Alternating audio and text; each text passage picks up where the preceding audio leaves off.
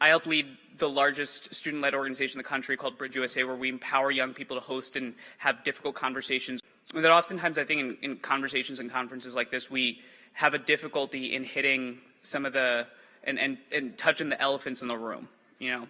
And there's one specific thing that I want to talk about, which is, I think, a failure and an opportunity in our space. I showed up to NCOC 2017, and Sterling gave me an opportunity to speak about bridge building and dialogue. And at that time, we had someone come up to me afterwards, and they said, what's the point? What's the point of long-term investments in civic infrastructure when we have immediate threats? And I heard that same question in 2018. I heard that same question in 2019. I heard that same question in 2020.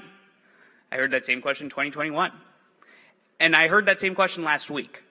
What's the point of investing in long-term civic infrastructure when we have immediate threats?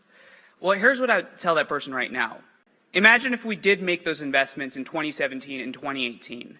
The fact is that young people in our generation and folks across the country have seen a country that's been riddled with tumult and conflict at a time when it's difficult to understand what the possibility of America looks like.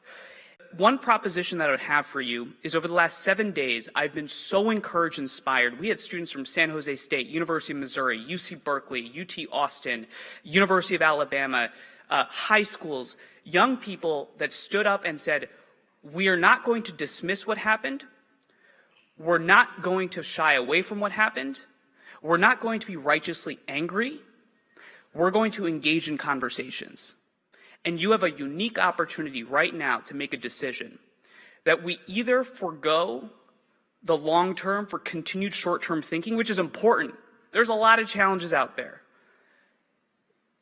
Or we think about what the greatest social change makers of the 20th century understood. It's that democracy is a puzzle. You got a lot of tools in your toolkit. You got free speech.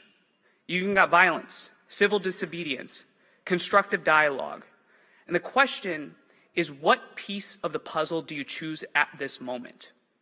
We have to exercise judgment. And this is not about denigrating other modes of conversation, activism, action. It's about understanding what is the right tool for the moment. And the fact is, we exist in a logjam where people from different views simply cannot, not even disagree with one another, understand each other. And the tool for the moment that I would propose, the tool that young people across the country are championing right now, I just came from a flight in San Francisco. They are standing up for dialogue and conversation because they know that if America is to write its next 250 years, we need to invest in a culture of pluralism, not for some kumbaya nonsense, but because it is the necessity and the undergirding of how our country moves forward.